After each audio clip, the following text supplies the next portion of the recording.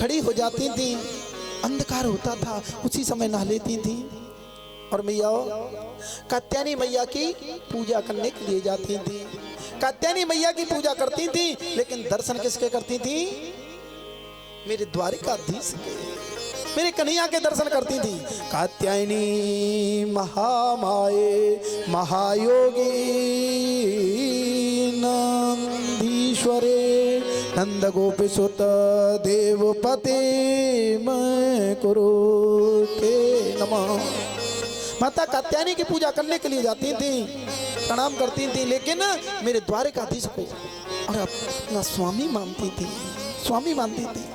एक दिन मेरे गोविंद उन गोपियों से कहने लगे कि हे गोपियों, तुम कात्यायनी मैया की पूजा करती हो और मुझे पति रूप में स्वीकार करती हो, पति रूप में मांगती हो, यहाँ तक तो तुम सही करती हो, लेकिन यहाँ से आगे गलत करती हो। तुम जल में निर्वस्त्र स्नान करती हो, निर्वस्त्र मतलब वस्त्र नहीं पहनती, निर्वस्त्र स्नान करती हो, और जल में कभी निर्वस्त्र स्नान नहीं किया जाता। जल में निर्वस्त्र स्नान नहीं किया जाता, क्योंकि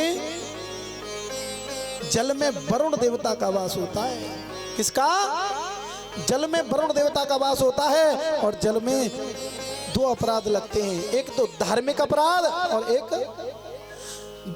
लौकिक अपराध। कौन सा? एक तो धार्मिक अपराध और एक लौकिक अपराध लगता है। दो तरह के अपराध लगते हैं जल में हम निर्वस्त्र स्नान करते हैं तो।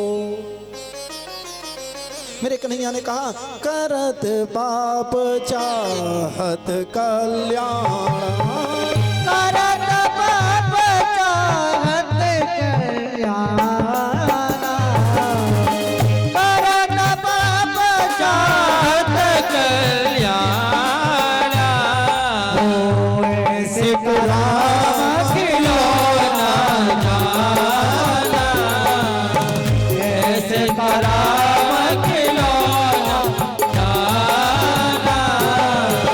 मंगल भवन मंगल भवन मंगल भाए, द्रवहु दशरथ अजर बिहारी,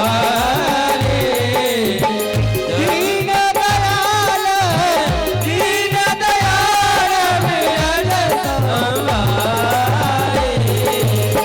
हरहु नाथ मम संकट हारे। करत पाप चाहत कल्याणा, ऐसे को राम खिलौना जाना। मैया ये खिलौना नहीं है, क्या खिलौना है? आज के समय में तो सभी माता बहनों ने मेरे गोविंद को खिलौना समझ लिया है। कैसे?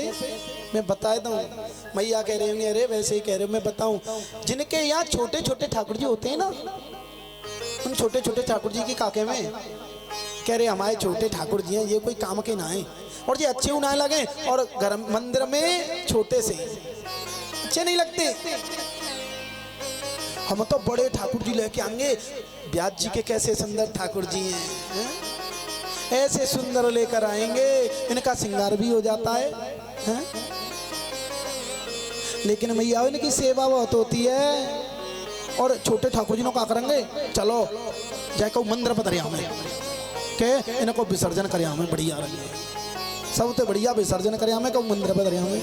लेकिन ये बहुत गलत बात है। जो जितने छोटे होते हैं ना, एक अंगुल से छोटे जो मूर्ति होती हैं कल्याणकारी होती हैं, बहुत प्रभावकारी होती है। और मैया जितने छोटे होते हैं उनमें स्वयं प्राण प्रतिष्ठा हो जाती है, प्राण प्रतिष्ठा कराने की जरूरत नहीं है वे। और बड़े ठाकुर जी होंगे तो उनमें प्राण प्रतिष्ठा करानी पड़ेगी, और उनके लिए अलग मंदिर होना चाहिए, अलग अलग व्यवस्था होनी चाहिए, अलग मंदिर होना चाहिए। उनकी देखभाल, खाना पिलाना 5 बार तो तोड़ कर खिलाना चाहिए। जब तुम भोजन करते हो ना, तो पहले भगवान का भोग लगाना चाहिए। मंत्र आता है तो ठीक, नहीं आता है तो 5 बार तो तोड़कर। कैसे? ओम प्राणाय, ओम अपानाय, ओम व्यानाय, ओम उदानाय, ओम समानाय। भोग लगाना चाहिए मेरे गोविंद को। तुलसी महारानी जरूर रखनी चाहिए, जिनके घर ठाकुर जी हैं वो सुन लो, तुलसी महारानी जरूर रखनी चाहिए भोग में। क्यों क्यों रखनी चाहिए? क्योंकि भगवान तुलसी महारानी कौन है? किचन की कौन है? बोले करो। क्यों रखनी चाहिए? कि हमें तो पता ना ठाकुर जी तुम्हारे कैसा भोग पाते हैं, या नमक कम हुए, मिर्च ज्यादा हुए, तो तुम अपने आप स्वादिष्ट इस भोजन को बना देना। इसलिए तुलसी महारानी जरूर रखनी चाहिए भोग लगाते समय, और 5 बार तो तोड़कर उनको खिलाना चाहिए। ये नहीं कि उनके पास रख दो, चेंटी आमे बे वो लगती रहे। अपनी थाली में रखो और फिर उसे पालो, ठीक है। 5 बार तो तोड़कर खिलाना चाहिए। और जितनी छोटी मूर्ति होती है उसी को रखना चाहिए, ना कि उसका विसर्जन कर दो, गलत बात है। ऐसा नहीं करना चाहिए, हाँ? ऐसा करना बहुत गलत बात है। जितनी छोटी मूर्ति होगी उसमें ज्यादा शक्ति होगी, और किसी न किसी रूप में उसे मानना चाहिए। किसी न किसी रूप में, पिता के रूप में, भाई के रूप में, पुत्र के रूप में, भैया के रूप में, किसी न किसी रूप में मेरे गोविंद को मानना चाहिए। और तुमने ठाकुर जी मान रखे तो कबो तुम्हारी सहायता नहीं करेंगे। और तुमने इनको कोई भी रूप दे दिया, और तो मैं गारंटी लेता हूँ इस व्यास गद्दी से। लेकिन ऐसे नहीं कि फॉर्मेलिटी पूरी करती रहो, कुछ नहीं है उस फॉर्मेलिटी। अभी मैंने कहा था कि फॉर्मेलिटी से भगवान नहीं मिलते, फॉर्मेलिटी से नहीं मिलते, विश्वास दिखाना पड़ता है, विश्वास से भगवान मिलते हैं। और मैया इनको तो सुलाना भी पड़े, जगाना भी पड़े, इनको खिलाना भी पड़े। और छोटे ठाकुर जी तो बैठे, और तुम कहीं चले गए तो कोई बात नहीं, खाए लो तो खा लो, न खाओ तो न खाओ, वो भूखे नहीं रहते। लेकिन इनकी सारी व्यवस्थाएं देखनी पड़ती हैं, ठीक है। तो ज़्यादा बड़े होंगे, ज़्यादा व्यवस्थाएं संभालनी पड़ती हैं। बोलिए गोविंद भगवान की। अब मैया कथा में कहाँ चल रहे थे? कहाँ चल रहे थे कथा में? हाँ, निर्वस्त्र। क्या बात है, एक बार जोरदार ताली बजाओ इन मैयाओं के लिए। देख लो जब आई हैं, सुनवे एक एक शब्द को समझती हैं। हाँ, चीरहरण की कथा चल रही थी, निर्वस्त्र वाली, है ना। 2 तरह के पाप लगते हैं, एक तो लौकिक पाप, एक धार्मिक पाप। और जल में वरुण देवता का वास होता है। कभी भी निर्वस्त्र होकर स्नान नहीं करना चाहिए, कभी भी निर्वस्त्र होकर स्नान नहीं करना चाहिए। तो वो गोपी कहने लगी कि हम तो ऐसे ही करेंगे, तो पे हमारा कछु है जाए तो कर लियो, तो पे हमारा है जाए तो कर लियो, अंगूठा और दिखाई दियो। तो मेरे गोविंद कहने लगे कि ठीक है, हम पे कछु है जाए वो तो कर लेंगे। जैसे ही उस दिन चले जाते हैं, दूसरे दिन ब्रह्म मुहूर्त में आते हैं, और सभी ब्रज की गोपी तीना वो स्नान कर रही थी, और उनके वस्त्र रखे हुए थे। जैसे ही वस्त्र रखे हुए थे तो उनके वस्त्रों को चुलाकर कदम के पेड़ पर चढ़ जाते हैं। जैसे ही कदम के पेड़ पर चढ़ते हैं तो मैया जैसे ही कदम के पेड़ पर चढ़े और पीली फटने लगी, उनको नहाते नहाते बहुत समय है गयो। अब तो सोचने लगी कि अब तो बहुत समय हो गया और हमें घर पे जाना चाहिए। जैसे ही घर पे जाना चाहिए सोचने लगी कि हमें घर पे जाना चाहिए, तो मैया वो देखने लगी कि हमारे वस्त्र नहीं दिखाई देते। वस्त्र कहाँ गए? इधर उधर चारों तरफ देखा, वस्त्र नहीं दिखाई दिए। कदम के पेड़ पर देखा, कौन थे? मेरे गोविंद वस्त्रों को लेकर। अब तो मेरे गोविंद से कहने लगी कि कन्हैया हमारे वस्त्रों को दे दो। मेरे गोविंद कहने लगे ये तुम्हारे वस्त्र नहीं है, ये हरे पीले नीले बैंगनी तुम्हें दिख रहे ना, ये क्या है? मेरे कदम के पुष्प हैं, ये तुम्हारे वस्त्र नहीं है। अब तो वो कहने लगी कन्हैया अब हम कभी जल में निर्वस्त्र होकर स्नान नहीं करेंगे, लेकिन हमारे वस्त्रों को हमें दे दो। उनका घमंड चूर चूर कर दियो। बोलिए गोविंद भगवान की। और मैया उनका घमंड दूर नहीं करते तो वो घमंड में ही रहती है ना। अब चलते हैं गोवर्धन पूजा की तरफ। बोलिए गोविंद भगवान की। थारी तैयार है महाराज? एक दिन तो मेरे कन्हैया मैया गैया मैया चरा कर आते हैं। जैसे ही गैया मैया चरा कर आते हैं, जैसे ही गैया मैया चरा कर आए तो मैया से कहने लगे, अरे मैया मुझे भूख लग रही है, मुझे जल्दी भोजन दे। क्या दे? भोजन। मैया मुझे भोजन दे, जल्दी भूख लग रही है। लेकिन जैसे ही भोजन की कहा तो मैया कहने लगी, लाला दूर दूर दूर वहीं खड़ा रही हो। मैंने कहा, मैया मैंने आज जय जय होगी। मैंने कौन की जय जय? मैया कहने लगी, लाला आज हम इंद्र की पूजा करते हैं और इंद्र प्रसन्न होकर जल बरसाते हैं। क्या करते हैं? जल बरसाते हैं। तो मेरे कन्हैया कहने लगे, अरे मैया वो कोई भगवान ना है, भगवान तो हमें पहले तू हमारा भोग लगाए। मैया कहने लगी, लाला तू यहाँ से चले जा, मैं तो ते मुड़ ना मार रही, और तू अपने बाबा के जोड़ जा। हम तो आज खाए नहीं देंगे, पहले जय जय करेंगे, उसके बाद तेरे को खाने के लिए देंगे। अब तो मेरे गोविंद बाबा के पास पहुंचे और बाबा से कहने लगे कि बाबा, ओ बाबा, आज मैया मेरे को भोग ना दे रही, भोजन बना रही और मुँह लग रही है, भूख बहुत जोर से, पर भोग ना करा रही। बाबा कहने लगे, लाला आज हमारे घर जय जय होगी। माने कौन की जय जय? माने कि बेटा इंद्र की पूजा करते हैं। माने इंद्र, इंद्र क्या करता है?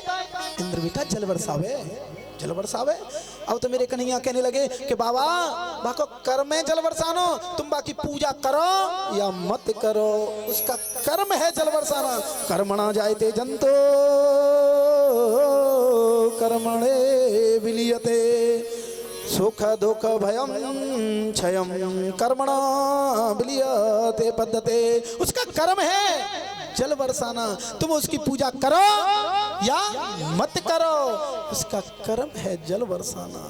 और तुम उसकी पूजा नहीं करेंगे तो और ज्यादा बारिश होगी, और ज्यादा जल बरसेगो। अब तो बाबा कहने लगे, चोलाला जी बताए, जब जल बरसेगो और कोई परेशानी इंद्र ने करी तो हमारी रक्षा को करेगो। मेरे गोविंद कहने लगे कि हम कौन की शरण में चल रहे हैं? कौन की में चल रहे हैं? गोवर्धन महाराज की में, गिरिराज जी महाराज की में। और आज से तुम पूजा गिरिराज जी महाराज की प्रारंभ कर दो और इंद्र की पूजा बंद कर दो। कहा कि हम आज से पूजा गिरिराज जी महाराज की करेंगे तो वो ही हमारी रक्षा करेंगे। तो बाबा कहने लगे, लाला मैं अकेला डिसीजन नहीं ले सकता, मैं अकेला नहीं ले सकता, और सभी से मैं पूछ लेता हूँ। आज नंद बाबा ब्रजवासियों के पास गए और कन्हैया को साथ में ले जाते हैं और कहते हैं कि हमारा कन्हैया आज से इंद्र की पूजा बंद करने की कह रहा है और ये कह रहा हो कि गिरिराज जी महाराज की पूजा प्रारंभ कर दो। ब्रजवासी कहने लगे, छोरे लाला जी बताए कि तेरो गिरिराज जी महाराज भोग को खाएगो पाएगो? और हाँ खूब पाएगो, खूब चकाचक तुम भोग लगाइयो और हमारा गिरिराज जी महाराज खूब भोग को पाएगा। तो मैया आओ।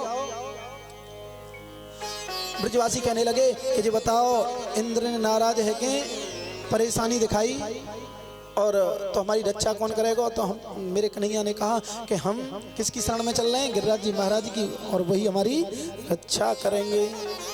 तो मैया आओ। मेरे कन्हैया ने कहा, तुम्हारे इंद्र ने आज तक भूख को नहीं पाया होगा, लेकिन हमारा गिरिराज जी महाराज चारों हाथों से भोग को पाएगा। अब तो ब्रजवासी कहने लगे, ठीक है लाला चलते हैं। अब जाने लगे सभी ब्रजवासी। भैया जाते हैं। 56 प्रकार के व्यंजन अपने अपने चकड़ा में रख लिए और मैया तो कल्ले बना के लाई 56 प्रकार के व्यंजन, पर हमने कल्ले पूजा नहीं कराई। मैया 2 दिन बढ़ा दे, तो उन्हें पूजा 1 दिन बढ़ा दे, है ना। अब तो 56 प्रकार के व्यंजन सभी ब्रजवासी लेकर आते हैं। छेना, रसगुल्ला, राजभोग, गुलाब जामुन, रबड़ी और काजू, पिस्ता, बेसन के लड्डू, मगध के लड्डू, जलेबी, इमरती, पूड़ी, कचौड़ी, खीर, चावल, साबूदाने की खीर, तमाम आइटम बनाए, काजू कतली, राजभोग, और देख वो मैया तो जो समझ रही है कि बस आए में मुंह में। बोलिए गोविंद भगवान की। मैया तुम लेकर आई होंगी तो जरूर मिल जाएगा, कछु नहीं लाए होंगे तो वो प्रसाद मिले होगा, वही लेके जाना पड़ेगा, है ना। अब तो 56 प्रकार के व्यंजन लेकर और छकड़ा में रखकर जाने लगे। जैसे ही मैया केवल गिरिराज जी महाराज का भोग कहते ना लगे, मसूर की दाल से भोग नहीं लगता है। गिरिराज जी महाराज का भोग नहीं लगता। बेजड़ी की रोटी लेके आई, दार चूरमा और बड़े बड़े सामान, मेवा मिष्टान सामग्री बनाकर लेके आई। मेरे कन्हैया आगे आगे चलते हैं। जैसे ही गिरिराज जी महाराज के पास पहुंच जाते हैं तो मेरे कन्हैया कहने लगे कि तुम मेरे गिरिराज जी महाराज को अभिषेक करो। जैसे ही वो जल लेके गए ना मैया, कहाँ लेके गए? जल। तो वो अपने अपने मटकनते गिरिराज जी महाराज को मिलाने लगे। मेरे कन्हैया कहने लगे ये तुम्हारे सालग्राम भगवान ना है। अरे महाराज, ये तुम्हारे सालग्राम भगवान नहीं है कि ऐसे लियो और ऐसे डुबे दियो। है गो अभिषेक मेरे गिरिराज जी महाराज का तो एक नुकभी गीला नहीं हुआ, एक नुकभी गीला नहीं हुआ है। तुम मेरे गिरिराज जी महाराज का अभिषेक करो। और कहा कि तुम सब मन से पूजा करो। जैसे ही सभी ने अपनी अपनी आंखें बंद की और मन से पूजा करने लगे तो मानसी गंगा प्रकट हो गई। बोलिए मानसी गंगा की जय हो।